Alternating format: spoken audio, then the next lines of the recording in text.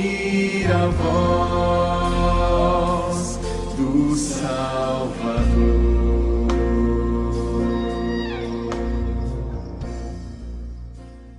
Jonas capítulo 1.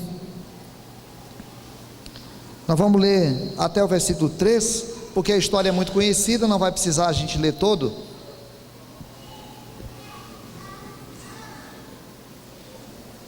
Jonas capítulo 1, a partir do versículo de número 1 até o versículo número 3.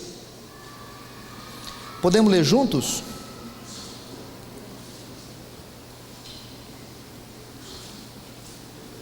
O Jonas não é muito fácil de achar, né, coitado? Ele fica num lugar não muito usado na Bíblia. Ele se escondeu tanto lá que até da Bíblia a gente acha difícil aqui. Todos acharam? Vamos ler juntos? Veio a palavra do Senhor a Jonas, filho de Amitai, dizendo: dispõe-te, vai à grande cidade de Nínive e clama contra ela, porque a sua malícia subiu até mim. Jonas se dispôs, mas para fugir da presença do Senhor, para Tarsis, e tendo descido a Jope, achou um navio que ia para Tarsis, pagou, pois, a sua passagem, e embarcou nele, para ir com eles para Tarsis, para longe da presença do Senhor. Eu sempre fico tentando me lembrar de alguma coisa que possa me inserir, né, no texto, e eu já contei uma história aqui um tempo, e vou repetir. Eu era muito criança, não tenho condições de lembrar quantos anos tinha, porque era muito criança. Eu imagino que talvez tenha sido a primeira vez que minha mãe me colocou para comprar alguma coisa, e eu morava na grande cidade do São José, né? Naquela época não tinha luz, não tinha nem carro lá. Eu me lembro que um carro que aparecia lá era um caminhão que o homem dava, ele tinha uma manivela que ele rodava na frente assim, para poder o caminhão pegar, o motor pegar e sair. Então não tinha carro, e era muito criancinha, e havia duas mercearias, não sei como é que a gente poderia chamar hoje, na saída para o mesmo lado assim, e minha mãe falou para mim que ela me deu um dinheiro e disse: ó, Luiz, é para você, eu vou pedir para você comprar um negócio, mas você não pare em canto nenhum, tu vá direto comprar, porque se você parar, você vai acabar esquecendo. E eu era muito conversadorzinho, muito cheio de coisa, e ela já sabia que provavelmente eu pararia e conversaria com alguém. Então o problema, a ideia era: não para e não conversa com ninguém, porque se você, obrigado, Francisco, porque se você parar vai me criar problema, e eu vou precisar agora. Aí eu disse: tá bom. E ela me descreveu o que era para eu comprar, porque era um negocinho assim, retangular, e era marronzinho, e era para comprar só um e trazer, porque ela estava precisando. E eu peguei o dinheiro e fui, e ela me disse onde que era para comprar, lá no Manuel Gonzaga, o nome do homem era Manuel Gonzaga, lá no Manuel Gonzaga, que era para comprar aquele negócio retangular assim, marronzinho. E eu peguei o dinheiro e saí, mas era longe, devia dar uns 60 metros assim, de distância, porque era meia quadra, da minha esquina até o comércio dele, era metade da quadra, e no caminho eu encontrei gente, e conversei, e brinquei com um, e brinquei com outro, e quando eu cheguei lá para comprar, eu já não lembrava mais o que era para comprar. Ela tinha dito que era para comprar, mas eu não me lembrava mais, eu só me lembrava que era um negócio retangular, marronzinho, e eu cheguei e olhei para achar o que era aquele trem, e achei, e comprei, e o dinheiro não deu, mas o seu Manuel falou assim: vai, Luiz, tá bom, pode levar isso aí, e eu levei para casa, e cheguei em casa, minha mãe disse assim: oh meu Deus do céu, para que eu fui pedir? Eu já sabia, era para comprar sabão, eu comprei rapadura, porque eu cheguei lá, tinha rapadura lá em cima, né? E ela tinha pedido para comprar sabão, ela estava tentando arrumar a cozinha lá, e precisava que eu trouxesse o sabão, e eu cheguei em casa com rapadura, todo feliz, porque eu tinha acertado a compra, né? A gente toda vez que olha esse texto de Jonas, como é muito conhecido, nós somos muito acostumados a refletir sobre ele, né? Mas eu queria chamar a atenção para um detalhe dentro desse tema geral que nós temos para o ano, irmãos. Alguém disse uma frase muito importante para nós: ou nós somos missionários, ou nós somos campo missionário. Ou nós somos missionários, ou seja, aquelas pessoas que já receberam o Evangelho em sua vida, aquelas pessoas que já compreenderam que são pecadoras, aquelas pessoas que já compreenderam que Jesus Cristo é o Salvador da sua vida, aquelas pessoas que já consagraram as suas vidas aos pés do Senhor Jesus, para dizer: Senhor, eu sou pecador e eu não tenho possibilidade na vida sem o Senhor, eu preciso do Senhor, e eu sei que se o Senhor virar o rosto de mim, nós estamos conversando hoje, se o Senhor virar o rosto de mim, eu estou perdido. Então, eu já passei por essa experiência. Isso não é uma coisa da qual eu ouvi falar, essa é uma coisa que eu experimentei na minha vida. Jesus é Senhor da minha vida. Porque o Senhor já é o Senhor da minha vida, porque o Senhor já me salvou, eu entendo que eu preciso falar disso o tempo todo.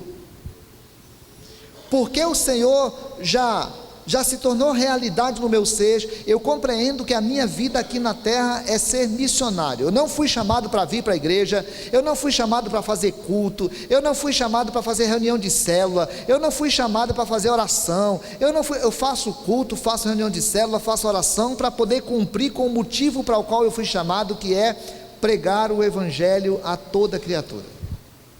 Quando alguém vem conviver comigo, é interesse do Senhor que de alguma maneira eu demonstre Jesus, eu fale de Jesus, eu faça alguma coisa para que essa pessoa possa compreender qual é o sentido de Jesus na sua existência.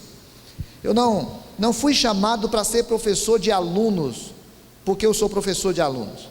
Não fui chamado para ser advogado, porque eu sou advogado. Não fui chamado para ser mecânico, porque eu sou mecânico. Eu fui chamado para ser professor de alunos, porque sou missionário. Eu fui chamado para ser mecânico, porque sou missionário. Eu fui chamado para ser advogado, porque sou missionário. Quem ainda não experimenta a consciência de que é um missionário, é campo missionário. Está precisando ouvir do Evangelho. Está precisando ouvir de salvação, está precisando ouvir de Jesus, porque Jesus não transforma pessoas em membros de igreja, Jesus transforma pessoas em missionárias. Membro de igreja, quem transforma é a própria igreja, é a religião, mas Jesus transforma todos os cristãos em missionários. Então, eu queria que a gente estivesse pensando quais são os desafios da missão que nós temos. Estou aqui porque sou missionário, tenho uma missão. Jesus chamou seus discípulos e disse para eles: olha, eu quero que vocês saiam, e que vocês saiam pregando o Evangelho a toda criatura, por onde vocês forem. Vocês precisam entender que eu estou deixando vocês para pregarem o Evangelho a toda criatura. Quais são alguns desafios que a gente tem a partir da história do Jonas aqui? Primeiro é reconhecer o senhorio de Deus sobre nós. Eu preciso entender isso, irmãos. Na hora que o Senhor chama Jonas e diz para Jonas: Jonas, dispõe-te e vai à grande cidade de Nínive e clama contra ela. Era muito importante que o Jonas compreendesse uma luta que já vem desde o Éden. Olha, eu sou Deus e você é servo.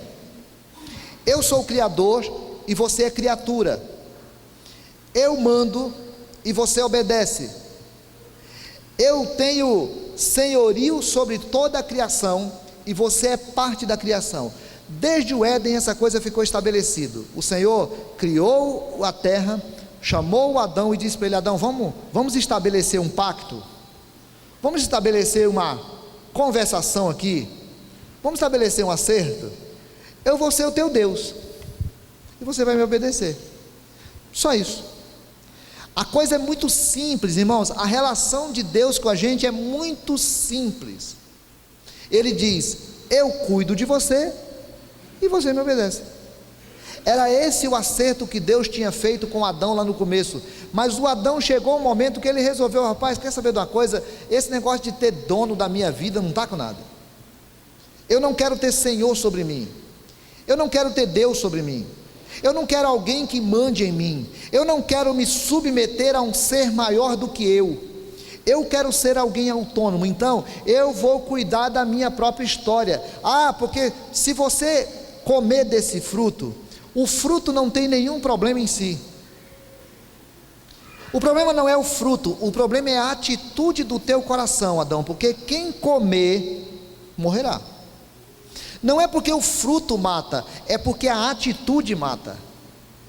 Se você comer, você vai agir, mas a ação é resultado da atitude, é resultado daquilo que está dentro do teu coração. E o Adão resolveu comer, porque o coração dele foi tomado pelo desejo de ser dono de si mesmo. Quando Deus disse para Jonas, vai, o texto diz que Jonas se dispôs, no versículo de número 3, ele se dispôs, mas para fugir da presença do Senhor.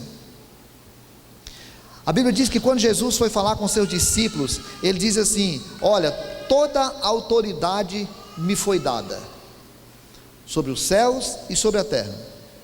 Então por isso eu vou dizer para vocês, saiam e vão pregar o Evangelho, porque quando Jesus vai estabelecer a ordem para nós, antes ele lembra a todos nós que ele é a autoridade sobre nós.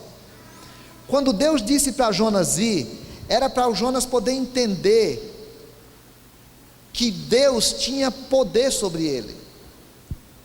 Quando Jesus fala que é para a gente ir, é para nós entendermos que ele tem poder sobre nós, porque ele veio, porque ele deu exemplo, porque ele ensinou, porque ele morreu na cruz, porque ele ressuscitou, e agora ele estava com autoridade para poder dizer: agora eu estou dizendo para vocês, vão. Até agora eu vivi com vocês como servo, agora ressuscitado, eu estou dizendo como Senhor para as tuas vidas, para dizer assim, vão.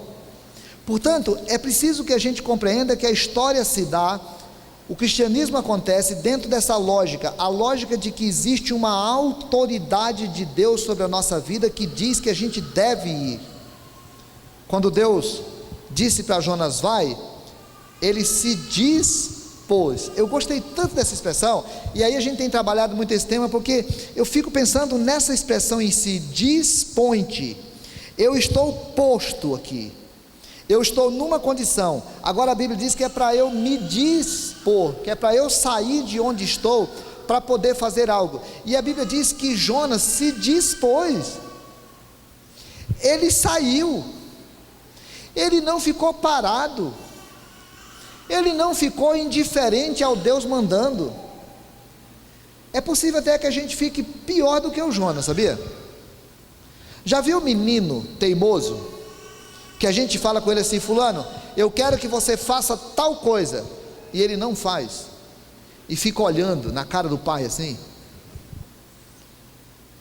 e aí a gente fala, vai, e ele não vai, e pega o cinto para dar uma lapada nele, e ele continua olhando na cara do pai assim, e tranca o dente. E tem menino, eu tinha um colega assim, que a mãe dele pegava um cinto de couro que tinha largo assim, já não tinha mais fivela, mas tem aquele cinto, e ela olhava para ele e falava, fulano, é para você ir, e ele não ia, e olhava para ele assim, e ela metia o cinto nas costas dele assim, ele trancava o dente, chorava depois de raiva, mas não ia. O Jonas foi, houve um movimento no coração dele. A Bíblia diz que o Jonas se dispôs, mas para fugir. Eu não estou preocupado com o Senhor, eu não estou preocupado quem você é para mim, eu não estou preocupado com a tua ordem. Esse negócio de ordem, eu já estou cansado de tanta ordem, e eu vivo na pós-modernidade. Na pós-modernidade não é possível mais que a gente viva de ordens, ainda mais de um Deus, de uma coisa que eu nem sei se existe, eu nem ouço. Então assim, esse negócio, já estou cansado de tanta ordem. Eu vou, mas eu vou para fugir. Eu não quero cumprir com a missão, eu não quero mover meu coração a fazer qualquer coisa em relação a isso, eu quero fugir. Eu pego um barco e ao invés de andar 800 quilômetros à direita, eu vou pegar um barquinho aqui e vou viajar para outro canto, porque eu não quero saber de obedecer. O texto diz uma coisa triste, né? Ele diz assim, que ele fugiu porque ele queria desaparecer da presença do Senhor. Irmãos, é preciso que a gente entenda isso. Religião, ela estabelece ritos, formas. Religião é nada para Deus. Religião é uma coisa importante para nós. A gente precisa ter culto, ter hora, ter regra, ter dízimo, ter pastor, ter doutrina. Essas coisas tudo é para nós. Deus não precisa de nada disso. Deus não está preocupado com o templo, Deus não está preocupado com a igreja, Deus não está preocupado com a denominação, Deus não está preocupado com esses detalhes. Esses detalhes são para nós. A grande questão não é a religião, é a relação. É qual o nível de relação que existe entre nós e Deus. Como é que as coisas acontecem no nível da relação. Por isso, quando o Adão pecou contra o Senhor lá no jardim do Éden, o Senhor chega para ele depois e pergunta: Adão, onde estás? Quando Israel resolveu escolher um rei, e Samuel estava muito triste, Deus chega para Samuel e fala: Samuel, não se preocupe, eles não estão rejeitando a você, eles estão rejeitando a mim. Quando Saulo vai perseguir aqueles irmãos cristãos dos primeiros dias de cristianismo lá, o Senhor Jesus encontra com Saulo e diz assim: Saulo, Saulo, por que me persegues? Porque cada ação nossa, resultado da atitude do nosso coração, é uma atitude em relação a Deus. Quem é Deus para nós? Quando Deus disse para o Jonas vai, e o Jonas não foi, ele estava tentando fugir da presença do Senhor, porque a tendência do ser humano é fugir da presença do Senhor, porque o Senhor já não tem significado para si. Então para que eu vou obedecer? Então, na hora que o Senhor Jesus fala para nós pregarmos o Evangelho, quando o Senhor Jesus estabelece para nós que nós somos chamados e fomos comprados por Ele para pregarmos o Evangelho, nós temos três atitudes: ou nós fugimos, ou nós não nos dispomos, ou nós obedecemos. Mas é importante que a gente entenda que cada ação dessa é uma atitude em relação à autoridade de Deus sobre a nossa vida. Deus tem autoridade sobre mim ou não tem autoridade sobre mim? Jesus é Senhor da minha vida ou não é Senhor da minha vida? Eu sou submisso a Jesus ou não sou submisso a Jesus? A palavra de Jesus para nós é: vocês são meus amigos, se fizerem o que eu vos mando. Esse é o primeiro desafio, irmãos. Qual é a autoridade que Jesus tem sobre a minha vida? Qual é a autoridade que Jesus tem sobre a tua vida? Lá na escola, você é adolescente. Lá na faculdade, você é jovem. Lá no trabalho, a nós que trabalhamos fora daqui. Lá na vizinhança. Lá nos lugares onde nós tivemos a oportunidade de ir, lá naquele contato maravilhoso que nós temos com o mundo agora, que é a internet. Nós ouvimos Jesus dizendo para nós que nós temos de pregar o Evangelho. Nós pregamos? Quem é a pessoa que nós estamos orando pela salvação dela agora? Quem é a pessoa que nós estamos envolvidos com a luta pela salvação dela? Nós chamamos aqui de oikos. Quem é o nosso oikos? Nós temos uma reunião de líderes essa semana. É para cada líder de célula trazer a lista dos seus membros de célula e seu oikos para quarta-feira. Uma agonia, porque alguns irmãos têm uma dificuldade enorme de terem alguém por quem elas estão orando e evangelizando.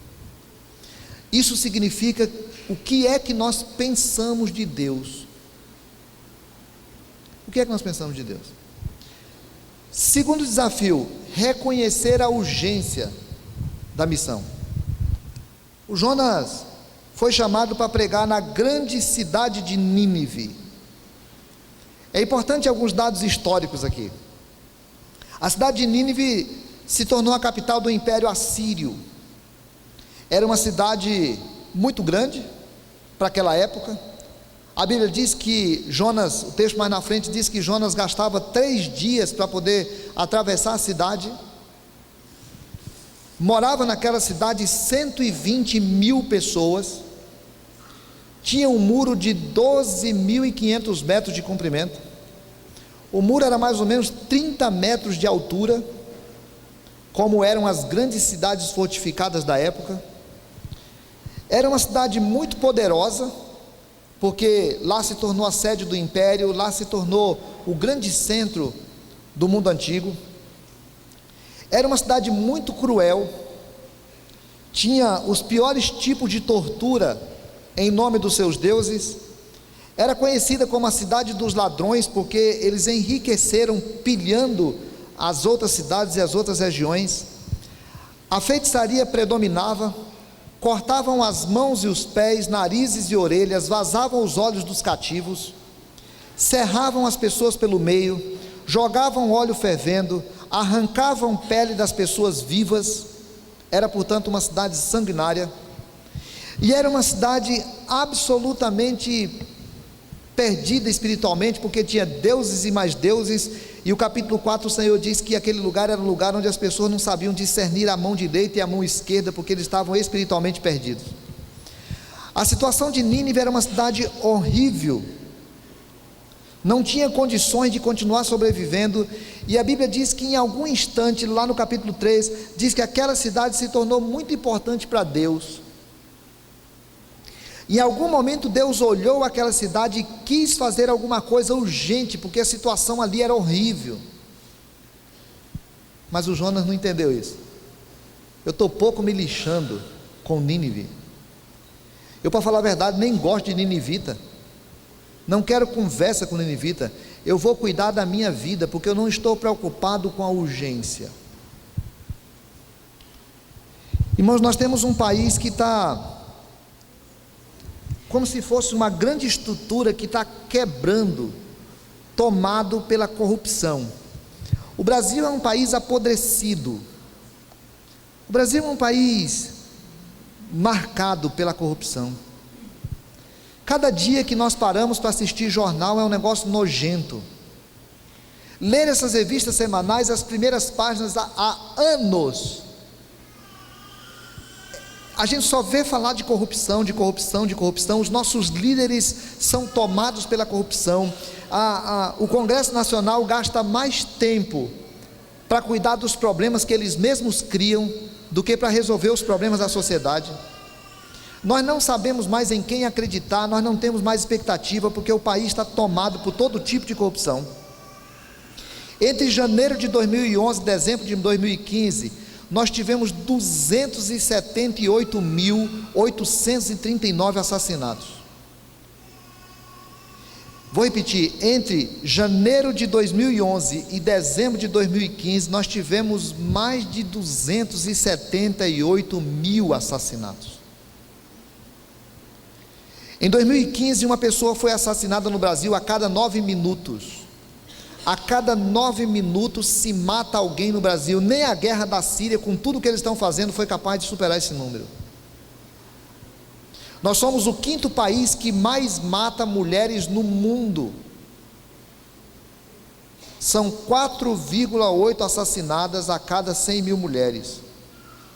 50,3% das 4.700 mulheres que foram assassinadas em 2013, mais de 50% delas eram mortas pelos próprios familiares. 33% dessas mulheres foram mortas pelos seus parceiros. Nós matamos, em 2015, 326 homossexuais no Brasil. Nós matamos porque eles são gays, nós não gostamos disso. Então vamos matar. Em 2015 nós matamos 49 pessoas em luta por terra. Em 2015 nós matamos 137 indígenas. Em 2014 a BBC fez uma reportagem dizendo que nós temos mais ou menos 155 mil pessoas no Brasil vivendo algum tipo de escravidão, abrangendo trabalho forçado ou por dívidas, tráfico humano ou tráfico sexual. até casamentos forçados, em que uma das partes é subserviente, não queria estar lá. São 155 mil pessoas mais ou menos no Brasil. Eu fiquei sabendo ontem, eu acabei não prestando atenção nos detalhes, por isso eu não quero afirmar.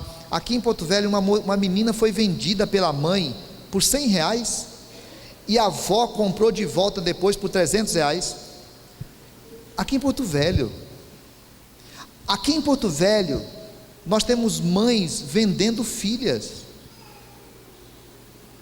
Aqui em Porto Velho, nós temos mães que estão entregando as suas filhas para homens velhos, mal resolvidos, para poderem viver sexualmente com as suas filhas, para poder manterem nas periferias da cidade. Eles são casados, as mães sabem, mas são eles que mantêm as vidas delas em casa. Nós temos um país sendo destruído. E um dia Jesus estava com seus discípulos e disse para eles assim, os discípulos falam assim: Senhor, vamos comer. Jesus fala: gente, vocês estão preocupados em comer, eu tenho tanta coisa para fazer, vocês querem comer. Senhor, vamos fazer um churrasquinho aqui. Que churrasco, cara, eu tenho que pregar. Vocês olham e dizem assim: falta 4 meses para a ceifa. Eu olho para vocês e digo assim: gente, os campos estão brancos para a ceifa. Irmãos, nós precisamos entender que nós temos a responsabilidade de pregar o Evangelho de Jesus nesse país. Esse país precisa do Evangelho. Eu tenho dúvida se ele precisa da igreja evangélica. Isso eu estou com um pouquinho de dúvida, porque nós estamos cheios de igreja evangélica, mas sem muita diferença. Mas o Evangelho, eu não tenho dúvida que o que pode transformar o Brasil não é política, o que pode transformar o Brasil não é educação, o que pode transformar o Brasil não é desenvolvimento econômico, o que pode transformar o Brasil se chama Evangelho. O que transforma uma família é a presença do Evangelho, e nós conhecemos tantas aqui. O Jonas precisava entender que não dava para ele fazer uma viagem para o outro lado, o Nínive estava se acabando, ele tinha que pregar o Evangelho agora. Nós precisamos entender que não precisamos de um tema, de um ano, para podermos sermos acordados para o fato de que precisamos pregar o Evangelho. Ou nós pregamos o Evangelho, ou nós perdemos o sentido de existência, porque não tem sentido ser igreja. Terceiro desafio é a gente reconhecer que existe um egoísmo em nós. Nós precisamos entender que existe um egoísmo que toma conta da nossa vida. O Jonas, coitado, o Jonas, ele era de um país muito pequeno. O Jonas era de um povo muito pequeno. O Jonas era de uma cidade muito pequena. Mas o Jonas, ele era parte do povo de Israel, o povo escolhido por Deus. É muito chique isso. Eu sou o povo de Deus. O Deus Criador tem todos os povos aí, os outros povos não reconhecem, mas eu sou parte do povo de Deus. O meu povo passou por experiências impressionantes ao longo da história. O meu povo foi liberto por Deus lá do Egito. O meu povo viu Deus agindo sobre todo o Egito com 10 pragas impressionantes. O meu povo viu Deus conduzindo pelo deserto e atravessou o Mar Vermelho. O meu povo viu Deus tirar a água da pedra no meio do deserto. O meu povo viu uma nuvem conduzi-lo durante 40 anos no deserto para que eles não tomassem sol. O meu povo viu nuvem, uma tocha de fogo durante a noite para que pudesse conduzi-lo no deserto. O meu povo teve durante 40 anos em que os seus sapatos e as suas vestes não se gastavam no deserto, porque Deus estava conduzindo. O meu povo chegou e atravessou o Rio Jordão a pé, no seco. O meu povo viu as muralhas de Jericó, a grande cidade, cair a partir das pessoas tocarem trombetas. Enfim, o meu povo viu coisas impressionantes de Deus. O meu povo tem visto profetas ao longo dos séculos falarem e fazerem coisas impressionantes, porque o meu povo é muito amado por Deus. O Jonas era tão encantado com isso, que ele achava que esse Deus não poderia ser de outras pessoas. E lá no capítulo 4, depois que Deus tratou a vida dele, depois que tudo aconteceu, ele foi lá para pregar e houve um arrependimento naquela cidade, e as pessoas se humilharam diante de Deus. O Jonas diz assim: ah, Senhor, não foi isso que eu disse estando ainda na minha terra? Por isso me adiantei, fugindo para Tarsis, pois sabia que és Deus clemente e misericordioso, e tardio em irar-se, e grande benignidade, que te arrependes do mal. Deus, vou falar um negócio para ti. É duro conviver contigo, sabia? Duro conviver contigo, porque eu peco e o Senhor me perdoa. O meu povo peca e o Senhor perdoa. Eu não mereço, mas o Senhor dá. Eu sou falho, mas o Senhor cuida. O problema é que o Senhor quer fazer isso com o outro também. Eu não quero que o Senhor faça com o outro, eu quero que o Senhor faça comigo só. Aquelas histórias que dizem lá em Efésios que o Senhor escolheu, que o Senhor salvou, que o Senhor predestinou, que o Senhor glorificou, aquelas histórias que diz que o Senhor agora faz com que eu esteja sentado no alto e sublime trono, lá junto com o Senhor, à direita de Deus Pai, lá em Jesus Cristo, aquela história que diz que eu estou selado pelo Espírito Santo da promessa, aquela história bonita lá de Romanos que diz que agora nada pode me separar do amor de Deus, é muito legal e faz uma diferença enorme na minha vida, e eu estou muito feliz por isso, mas eu quero só para mim, eu não quero para o outro. O Senhor não pode perdoar meu vizinho, o Senhor não pode transformar a situação do meu país, o Senhor não pode transformar os lares desse país, o Senhor não pode mudar a vida de ninguém, o Senhor não pode dar essa bênção para ninguém, porque o Senhor é meu. Jonas tinha transformado Deus numa propriedade privada. Jonas tinha transformado Deus num Deus estadual ou estatal. Deus tinha se tornado alguém de Jonas e não o Jonas dele. Irmãos, a igreja de Jesus Cristo fica de domingo a domingo enchendo os templos, agradecendo por tantas bênçãos recebidas durante a semana, pedindo tantas outras para a próxima semana. Nós temos tantas coisas para pedir para Deus, nós somos tão abençoados por Deus, mas às vezes nós queremos que essa bênção seja só para nós. Eu tenho de entender que existe um Senhor sobre a minha vida. A igreja de Jesus precisa entender que ela tem Senhor sobre ela. Eu preciso entender que existe uma urgência de missões. O Senhor me capacita e me dá condição para tal, e eu não tenho tempo para perder. E eu preciso compreender que eu não posso tornar Deus numa propriedade privada minha, porque Deus nunca vai ser meu. Ou eu sou dele, ou eu não tenho relação com Deus. Um dia o Senhor falou para Isaías: Isaías, eu perdoo, eu limpo, eu dou outra oportunidade, mas eu pergunto: a quem eu vou enviar? O Isaías diz: envia-me a mim.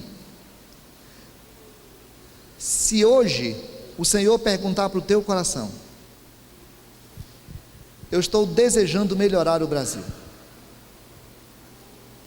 eu estou desejando tornar o Brasil mais humano, eu estou desejando tornar o Brasil mais sério, eu estou desejando tornar o Brasil mais cristão, a quem eu vou enviar?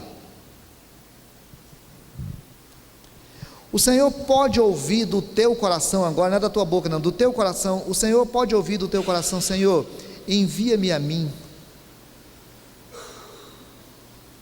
Não é para ser professor, irmão, não é para ser advogado, não é para ser médico, não é para... essas coisas tudo nós podemos fazer, mas isso todo mundo pode fazer. É para ser missionário. Senhor, eu quero ser missionário. O Peter está aqui, o André está aqui, a Denise está aqui, a Rosângela está aqui. Não estou falando desses missionários, eles são missionários também. Nós estamos falando de nós saímos daqui hoje para dizer: Senhor, eu quero me colocar na tua mão para ser missionário. onde eu for. Quem não é missionário é campo missionário. Meu irmão, minha irmã, isso é sério. Isso é sério. Isso é tão sério quanto o Deus que diz isso é sério. Se eu achar que isso não é sério, é porque eu acho que Deus não é sério. Se o Senhor mandar a gente comprar sabão, irmãozinho, vamos comprar sabão. Porque se a gente resolver comprar rapadura, nós vamos estar fazendo exatamente o contrário do que Deus quer para nós. E por Jonas ter resolvido fazer o contrário do que Deus queria, ele sofreu consequências horríveis. Qual é a pergunta que tem que ser feita hoje? Você já entregou tua vida para Jesus? Você já é cristão ou cristã? Você já é servo ou serva do Senhor? Ou a pergunta você se dispõe a ser missionário em nome de Jesus hoje? O teu coração está disponível no altar do Senhor? Vou pedir para você dizer para Deus, faça oração e fale com Deus, converse com Ele e responda para Ele o que tiver no teu coração agora. Pode fazer?